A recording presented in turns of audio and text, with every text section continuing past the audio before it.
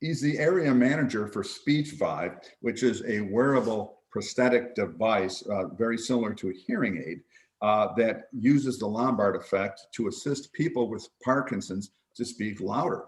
The Lombard effect is our own natural ability or instinct, if you will, if you're at a party or into some sort of a loud environment, to just normally speak louder because it's demanding that of you. What the Lombard effect is and how the SpeechVive that will be presented about today, the device, actually makes us use our Lombard effect naturally by wearing this device. So people with Parkinson's will automatically project and speak louder. With that, I'm going to go ahead and turn it over to Jim Turnbach from SpeechVive. Jim, it's all yours. Thanks, Vince. I appreciate it. And thank you to the group for allowing me to come in. Appreciate you taking your time today. And I'm going to go and start to share my screen. I am the area director of sales for the Southeast, and I have a background that comes from, I was in pharmaceuticals, implantable devices, laboratory. I've worked for some small companies like Merck, Pfizer, and McKesson. And so this is a startup opportunity that I took advantage of because I think the technology and the clinical behind it allows for a huge step forward for Parkinson's patients. So let's talk a little bit about people behind SpeechVive. It was started at Purdue University by a speech pathologist who was trained in Lsvt and has been doing all of the behavioral therapy that is required for patients with Parkinson's that need to have an increase in their voice volume to be able to communicate effectively. And she sat down and said, there's got to be a technology out there that we can use that will help people actually increase their ability to communicate without putting out as much effort, both mentally and physically. And that's how SpeechVive was developed, with those concepts of minimal mental and physical exertion, technology that is usable and wearable and is easy for the patient to access.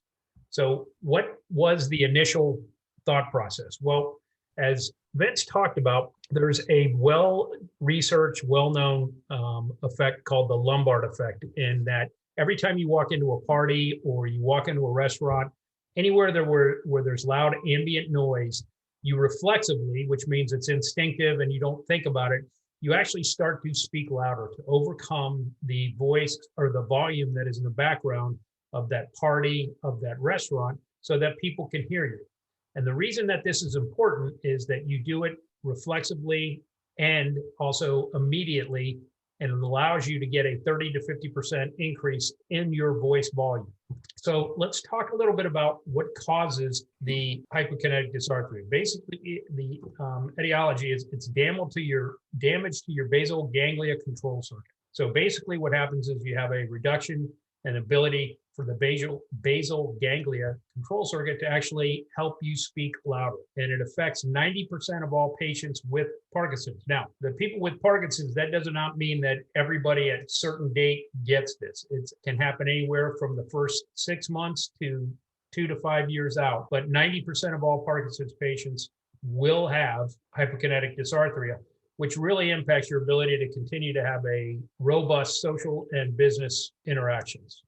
So where are we today in terms of what's been available? Well, 30 years ago, research showed a single treatment, Lsvt, which was created in 1987, really focused on increasing that loudness. And what that was both a behavioral and a physical, and if anybody's gone through it, they know what that is. It's really the shouting therapy, or the ability to get your internal muscles around the lungs, your diaphragm, to help force out a louder noise. And it's a 16 session over a 4-week period that is highly intensive, but also is something that you continually have to do as you move forward. So what has changed in the last 30 years to make technology more of an answer for those patients? So basically, if you think back to 1986, Whitney Houston had the #1 single.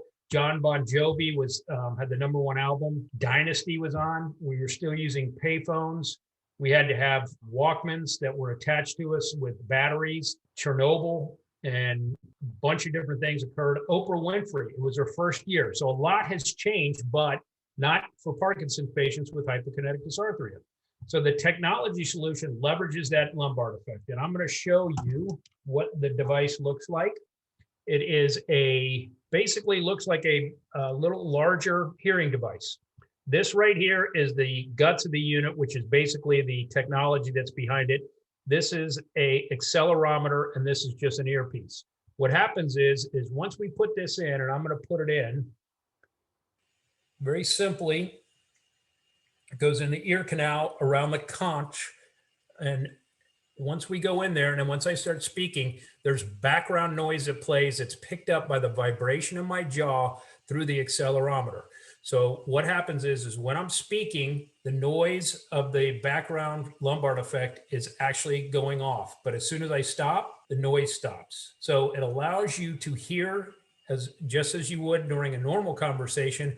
But what happens is when you're speaking, wearing the device, you actually start to see or start to hear the background noise, which will give you that reflex, instinctive increase in voice volume. So what does the SpeechVive give you? One, it's an immediate impact. We get, with 95% of all patients, an increase of 30 to 50% immediately. A lasting impact. As long as you wear this device and keep it and wear it every single day, you will have a lasting impact. In other words, it does not attenuate or go away over time. It's reflexive. And what that means is it's involuntary. So it doesn't require a tremendous amount of mental or physical exertion. It requires minimal cognitive and physical exertion. That's very simple and easy to evaluate that efficacy for a patient. We basically hook you up to a computer. We test and what we call whether or not you're stimulable, which means that whether or not you get a 30 to 50% increase in your voice volume. If you are able to, then you are actually a candidate for the device. So what has the last year told us about this device? And these are just some of the feedback that we've gotten unsolicited from different patients. And I think some of it is a lot to do with communication within the support group and also within their secondary groups. Talking on the phone is one of the biggest things that we found has been the most positive response for patients. They don't have to repeat themselves. When they have a device, a lot of patients get their sense of humor back because they're actually outside communicating, going out and interacting socially. The SpeechVive gives what people say that personality or that person back that they were originally married to, originally became friends with, or currently child, that they get that person back. Go over this real quick. And this reason I did this is one of the main reasons that this device is such a life changer. Is we went to the Savannah River Parkinson's support group in Augusta, Georgia. And one of their board members, who we were just coming in to talk to them about coming and doing one of these types of programs, was actually a person with Parkinson's. He wanted to try the device. So while I was presenting, we had a speech pathologist put the device on, put it on him, and then asked no one to actually interact with him in a way that was changing how they did in terms of talking to him, listening to him. And it was amazing that everyone in the board meeting said it's the first time they were able to hear him. It also made him much more interactive and much more involved in the board meetings. And I think that's the key, is that it increases that social and mental interaction with people because they are now able to be heard and also have people understand what they're saying the first time they say it. So let's compare the two interventions. Now, Lsvt, and obviously there's others, but we're going to just use Lsvt because it is the gold standard. The time in therapy, it's 16 times in 1 month. With SpeechVive, it's 6 times in 1 year. Let me explain what that means. Is that you go in, you get checked to see if you're stimulable. That's 1. 2, you get sent back in to be calibrated, so the device is personalized for you. And then you do follow-up, so in case there's any changes to your ability to speak. In other words, we can turn up and down the background voice volume to compensate for any hearing loss or an increase in your ability to use the device. So we just ask that you go back a couple times a year in the first year, and then after that, it's only once every 6 months. And that is really to recalibrate the device to make sure that the device stays with where you are in your therapy. Is there home practice required? For Lsvt, yes, it's daily, 30 to 60 minutes, and it's ongoing. With SpeechVive, No, there is no practice. All we ask is that you continue to communicate, talk on the phone, do all the things that you want to do.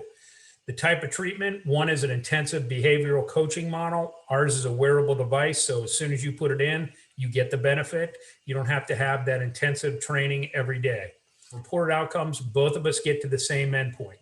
We are not any better, but we are equal to what you get with Lsvt. You get a 50% volume increase in decibel level. Is it effective for DBS patients? So this is a key if you actually have gone through DBS, and I'm going to go over this again. It requires much more intensive behavior coaching for DBS. For Lsvt, with SpeechVive, it's again immediate. So let's talk a little bit about DBS, because I'm not sure if anybody on the line actually has DBS, but if you do, basically what you can see with this is that we have done the studies with patients that show that if you put the device in after, this is before and after DBS, that people maintain or slightly increase their voice volume, which is a key component because the DBS is such a life changer in terms of how patients how their therapy is working with them, that it's very important that they continue to utilize the DBS, but also maintain their speech. So how does this work in today's marketplace when we're talking about COVID-19? Well, the best part about this is once COVID-19 started to impact us, we went out and developed a telehealth platform. We can actually have one of our technicians actually test and test individuals to see if they actually are able to utilize the device. And then secondly, we can actually calibrate it through our telehealth platform. If you have access to any type of Wi-Fi, you have to be online and that ability. But if you can, we can help you whether or not you can get into or not want to go into see a healthcare provider. So what type of research is there behind the device? Well, there's a significant amount. We obviously did a ton of papers, and there are a ton of papers that show that the Lombard effect is well documented. In fact, the Lombard effect can be shown in not only in humans, but with whales, lions, tigers, dogs.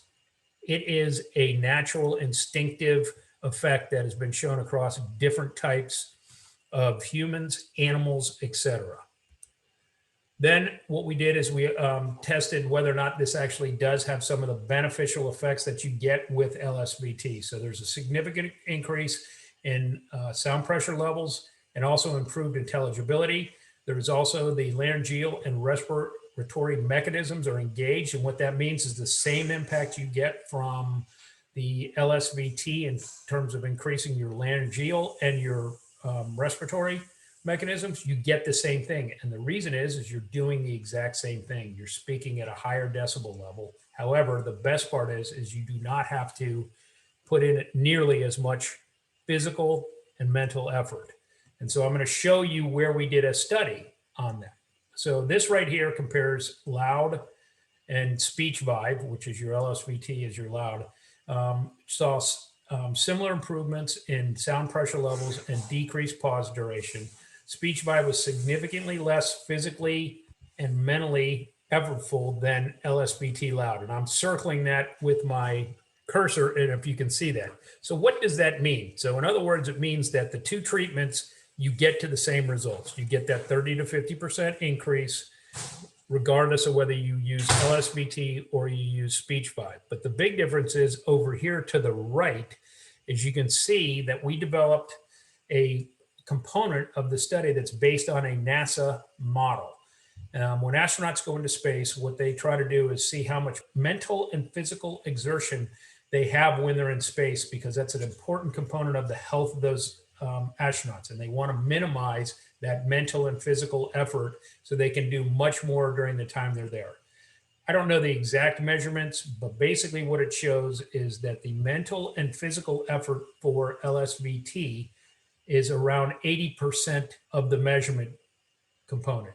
Whereas with SpeechVive, from a mental and physical, it's anywhere from 20 to 40%. So you get a significant reduction, which means it's easier for you to get the voice volume increase that allows you to focus that mental and physical effort on other components of your Parkinson's therapy. Whoops. One of the big questions we get, and I'm fortunate enough to answer today as of October 1st, we did receive from CMS a CMS K1009 HICPIC code, which means it's a DME device. We did receive that on October 1st. As with anything in the government, though, however, they're having difficulty with the system, but it is going to be a reimbursed and paid for component of your DME HICPIC code backdated till October 1st, which is tremendous news. We've also want to make sure you understand a couple things about a HICPIC code and DME. The K code is K1009. It went active on October 1st. It does require a physician script or prescription. This is a medical device. It's considered a medical device that requires a physician script. Programming can be done in person or remote. And traditionally for private payers, right now, what they're doing is they're putting it through an appeals process, but we've already gotten 2 devices since October 1st that have gone through that appeals process and been approved. It takes usually 30 to 90 days for private payers to follow the coverage approved by CMS. And once we get the coverage, the CMS K code issue in their computer fixed this month, we'll be able to start seeing a much quicker approval process. For CMS Medicare, it goes right through electronically. Right now for private payers, it goes through an appeals process, which means that the doctor has to supply notes. Second area that we're covered on is the VA. If we have any veterans in the group, we are 100% covered from a VA benefit component. It does require a person with Parkinson's to actually be seen by a VA neurologist. Once he confirms the diagnosis, it's referred to a speech pathologist. The speech pathologist will evaluate your candidacy, and then a positive evaluation will allow you to get the SpeechVive order. They send it right to the VA or to your house. And once they do that, either we program it or the SLP does. It is no out-of-pocket costs for the veterans. So one of the questions we get all the time is this only for Parkinson's-like or Parkinson's disease patients?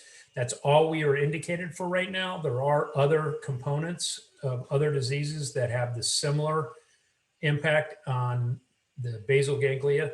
So what we're doing is doing research at Purdue, Northwestern, the NIH, Columbia. There's significant different ones. Michael J. Fox is actually doing a huge study for us right now. But the key is that right now, for our CMS code, you have to have a Parkinson's or Parkinson's-like disease diagnosis. So that is my presentation for today. I'm going to turn it back over to Elaine and Vince to see if there's any questions, and we can move forward from there. So thank you for your time. I really appreciate it. Jim, thank you. Very, very interesting stuff. I actually have, well, maybe a couple of questions, and then maybe one funny because you kind of struck a funny bone with me with the terminology there. But on the serious side, you'd mentioned that the prosthetic device has to be programmed either by SpeechVive or by SLP. That kind of, I guess, is a little bit nebulous in a way, since the device itself just being CMS approved since October 1st, early this month. I know there was some stuff going back mid-summer maybe or thereabouts, but are SLPs actually up to speed? And what's the process of the programming of the device? Sure. So, and I should take that back. It does not necessarily have to be an SLP that is has to program the device. It's somebody who has to be trained on the technology and the software. So let me explain a little bit why that's important that it has to be calibrated. I'll go through that first part of your question. Why does it need to be calibrated? When we send this out, we send it out to a medium setting. So as an example, when I put this in my ear and I have no hearing loss, that medium level is almost too loud for me to actually focus and concentrate on what I'm saying. So what we do is we actually calibrate this to a person so that it only goes off when they're speaking and that they can hear it, and we get the 30 to 50% increase. So there's 3 things that we're trying to do. We're trying to get the volume to a point where we see on the computer, when this is hooked up to the computer, there's a hard wire that is only for calibration, that we reduce the volume of the lumbar effect to the point where they get the 30 to 50%. So it's not an overbearing sound. That's number one. Number two, because we have an accelerometer, which basically goes off of what you call vibration, we want to make sure that if you turn your head or any type of movement of your head or body doesn't make the accelerometer go off. So we adjust the sensitivity directly to that patient. So the reason we have to calibrate it is that it is personalized for every single individual, and it's not one size fits all. That hard wire, is that like a USB? Yeah, it's basically a USB that connects. And by the way, just to make sure, because I did get a question after I went through all this last time, is that you do not have the hard wire attached to you the whole time. Once we program it, it then comes back to this style where it's got no connections. The connector goes in and it goes into the computer so that we can adjust on the computer. The only way you can adjust the volume and the sensitivity is by having a hard wire connection. Once we're done with that, we unhook the hard wire and it's done. Do you do updates on that, people that need readjustments? Yes, and so that's why we're saying that what we highly recommend is when you first get the device, you'll go in, you'll get it for the first month, and then you will have a follow-up visit, because there's always going to be possible tinkering. Like I'm on the phone and it's the volume's too loud, people can hear it through the phone. Different things like that. So those small adjustments are made. And then the second thing is if you're using the device and you continue to talk, you start to get stronger with your physical components, that you actually don't need it as sensitive and don't need it as much. So you actually get a decrease if you're using the device a lot of times. So we always say, hey, if you can't come in, you can call us. We'll set it up with our technician. There's no charge for it.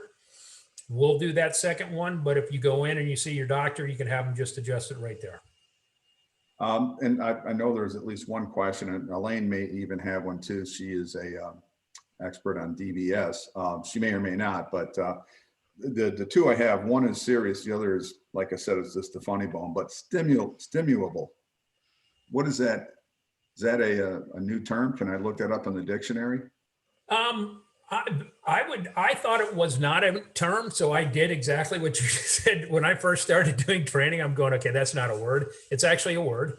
And what it means is that the patient can actually get an increase in their voice volume. Because if you can't get a voice volume increase, this device is not going to help you regardless of whatever impact hypokinetic Disartry is having on you, on your speech. So we have to make sure before you order that you can actually get benefit, because last thing we want to do is order something for someone, they get it, and we turn around and find out that they're not quote unquote stimulable, and that means that they're not going to get any benefit.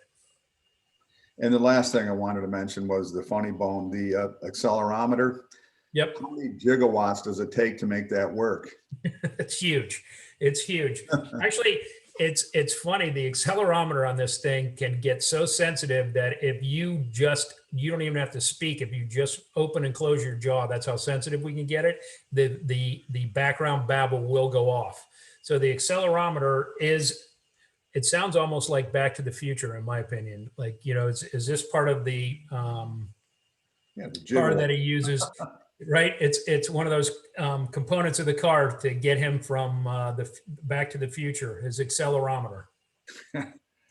Well, thank you for that. And I had to take advantage of that. Just rung my bell. I'm going to turn it over to Elaine. I know she's got a couple of questions in the hopper there. All right. Thanks, Vince. I love all your banter, so I appreciate those questions and the humor. But yes, Jim, we do have some questions that have come in from the chat. So the first one is, can this device be worn by someone with hearing aids, and then more specifically, someone who wears bilateral hearing aids? So a couple things. Yes, it can be worn, obviously, if you have one hearing aid, but if you have bilateral, what we do is we have this device is a right ear device, okay? We have right ear and left ear because it has to fit perfectly. So what we do is during the evaluation period, or that screening period when we see if you're stimulable. What we do is we ask you to choose which ear, if you have bilateral, which ear has the best hearing, because you cannot at the current time wear both. Okay. And Jim, that kind of leads me to a question I had. Is this device generally worn just on one side, or is there any reason to think if you wore two of them, you might have better or faster therapeutic or stimulable effects, or is it just a unilateral device? When we originally developed the device, they did have it on both sides, and they found that there was no statistical difference by having just one ear device. So Okay. they did look at that. When they first started, it actually was almost the headphone component, and they had it in both ears. And what they found is that sometimes one would go off on the other. And then they found also that by the time, once they fixed all that, that if they just did it with one ear, only in one ear versus two, there was no statistical difference in that 30 to 50% increase. Okay. And have you had any like anecdotal evidence or conversations with patients where, so it's my understanding that, let's say that they're in a noisy room, they want to speak, and when they go to speak, the device actually makes kind of like a static sound in the background that causes them to speak louder. Do they notice that? Like, can you hear or detect, or does it make you feel a little bit off balance if you have that static going off in just one side of the head versus both? So what I would say is, yes, you can hear it. I mean, I wish I could get this up close to see if you can hear it, but I don't think my speaker is loud enough to hear that. Can you hear that when I shake it? Not really. Can you, Vince? Yeah. So yes, for some patients, especially because when we started at 50%. It may be too loud for a normal hearing person. So we turn it down to where it does become less intrusive. One of the things we find though is once a patient gets it, they come back for that 1 month, they don't even hear it anymore. You start to actually acclimate to that background noise. So I don't want to say, no, you don't hear it, but it usually does not cause an issue because the only time you hear it is when you're speaking. So it's not an issue of I couldn't hear everybody in the room speaking because it's not going off. It only goes off when that patient starts to speak. Gotcha. So there is, I hope I'm answering your question. I want to make sure that there's two components that background noise that you get normally at a party does not make that go off. Only goes off when that patient's speaking. When it does go off, sometimes it does at the beginning. They do notice it and it kind of catches them by surprise. But once they get going, they realize it helps them speak louder and they acclimate fairly quickly to it. Is that like feedback, Jim? It's not feedback. It's basically what it is if I could put it up there, just think if we took opened up the meeting and everybody started speaking at once, it would be babble, right? You couldn't understand anything. We actually did that. We had 15 people speaking and we put it into a recording and lower the volume and decrease the clarity. So it's just a background noise of it sounds like people are speaking that you can't quite pick up. So it's defined, or has been any feedback, no pun intended, from the people that are using the device, saying that's interruptive or I have a hard time focusing on what I want to say because I'm hearing something in advance? Or there is an acclimate when you first put it on, you definitely hear it, because when we first put it on, it's just set at a standard volume. So once we get it calibrated, the idea is to get it down, and it takes about 15 to 20 minutes to do the calibration. And basically what we're doing is having the people speak the whole time about things that they enjoy. Like if they watch the baseball championship series, watch football, we have them talk about it. And by the end of that 15-minute period, they literally have already started to acclimate and not hearing the noise. In other words, it goes down significantly. So that feedback that you're talking about, I would say, and they're going to hear it the first time they hear it because it's the first time they've ever had it and it's in a quiet room. However, you acclimate very quickly because it's instinctive and reflexive. Great, thanks, Jim. And we do have another question. This one, the question is, when I'm in a noisy room, I'm not able to speak loud enough to be heard, even though I'm actively trying. How will this device help me speak over the noise? I took the Lsvt course, but I can't remember to do the daily therapy, so it hasn't really helped very much. Okay, so great question, because does this occur when I go into a restaurant right now? The difference with this is because it's based on when you're actually speaking. So there's two components that make it different. Okay, the first is the accelerometer, which goes on your jaw, and when you start to speak, it actually pushes the noise in directly into your ear canal. That is a much more stimulable way of getting the lumbar effect. In other words, if we had this in a normal setting and then we did it without, and they're in a crowded restaurant, that noise level will not increase it nearly as much as this. So the answer to that question is yes. However, it is something where we say, okay, we need to screen and see if this is actually able to get that 30 to 50%. We work on 95% of all patients, but that doesn't mean that there's not a component of 5% of the patients out there that it may not work. I will give you at the end, don't let me forget to talk about the Apple app that people can try at home. Okay, great. Because I was going to ask you, how can people find out if they're a candidate for this or not? Okay. So we have one more question in the chat box, and then I think we can go on to your Apple app. Unless if anyone else has more questions to add, please add them now.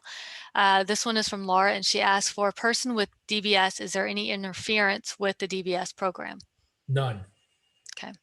None. There is no interference at all. And that's the best part about that is because it doesn't actually, it's just sending information, noise down your ear canal. It doesn't interfere electronically or in any way, shape, or form. Great. Vince, do you have any more questions that you would like to No, add? really just kind of that segue with respect to what should someone do that's interested in this device specifically so that we can help facilitate that for them. Sure. So couple things. Number one, you can talk to your physician, bring the information that I have. I've reached out to many of the local movement disorder physicians, but that doesn't include everybody who treats Parkinson's. Most of the physicians are starting to be aware of it, and a lot of them were aware of it when it first came out, but realized when it wasn't quote unquote reimbursable, they held off because most patients aren't going to pay out of pocket for this device. So a lot of physicians are familiar with it. We also have different SLPs and physicians in Jacksonville, Orlando, I believe Daytona, Tampa, every one of the major cities, and Daytona is got a couple of physicians that are interested. So just bring it up to your physicians because they understand the concept of how it works. They'll be able to do it, but they may not have actually had a patient with the device. The second thing is, from a standpoint of whether you are stimulable here and now, is if you have an iPhone, and it doesn't matter what kind. I mean, it could be from 11, or what is it, the new number 12, all the way down to a 5. I think it's the last ones that they still support. Whatever you have, if you have an iPhone with a corded earbuds, the AirPods does not work. All you need to do is go on your Apple Store app, download the free SpeechVive application, walk through the steps, which is basically 4 steps. It will tell you whether or not you are stimulable or not. I will send to both Vince, to Elaine, the actual instructions for the app that you can send out to everybody, along with a SpeechVive brochure. So you can share that with your folks. We'd be happy to do that. I'd like to make note here, though. I think the Apple, the last time when they went Bluetooth, if you will, on their earbuds is probably a couple of years ago. You're probably talking maybe an Apple 8 or 9 is when that transition took place. So it almost have to be a little bit older of an Apple iPhone. And I've got a 12. I've got a 12. You got to have with the app, the 12 and the 11, they still have the exact same. I have the AirPods. Okay. You can have the AirPods, but you always need the charging regardless. Gotcha. So you still need this one. Gotcha. So if you have, even if you have the newest one, it doesn't mean you're not using your AirPods. Right. But when you do this, and the reason is this is a medical device, and so to get the same concept, you have to have the microphone be a certain distance from your mouth. No, nothing in the works for Android or other type of devices? We have been trying for Androids. The problem with the difference between Androids and Apple is what they call more of a closed system, right? Because it uses the Mac software, and you have to have that certain connector. With Androids, they have so many different types of microphones, and the key is not the actual earbuds, but the actual microphone. It has to be, and I don't know if you can see on my chest, it has to be about in this area. And with some, if you have an Android, you know what I'm talking about. Some of them are right up here. Some of them are on the earbuds themselves. The microphones are in so many different places. We can't get it approved by the government to do that on Androids. Anything else, Elaine? No, I think that's great. And Jim, thank you so much for all the great information you've shared today. Yeah, this definitely is putting things, and I don't know if it was you, Jim, it was somebody else within your system. I'm going to say maybe 2 to 3 years ago that had reached out to me. And at that time, I thought, wow, this is a great idea. And I think at that time, the size of the SpeechVive was a small bread box. And so they've come a long way in a short period of time. And I'm delighted to hear this, because I got to imagine that this product is going to even evolve further, probably get smaller, probably become Bluetooth, probably have applications that are widespread as opposed to just focused on an Apple app or what have you. So looking forward to all of that. Jim, thank you so much for a great program and your time today. We appreciate it. We'll look forward to that information from you. Will do. And I will make an offer to you guys that if once we get back to in-person meetings sometime in the future, I'll definitely come down and set up so people can at that time also try the device. There you go with the Back to the Future thing again. Look forward to it, man. Thanks a bunch. Have a great day, everyone. Thanks for joining. Bye-bye.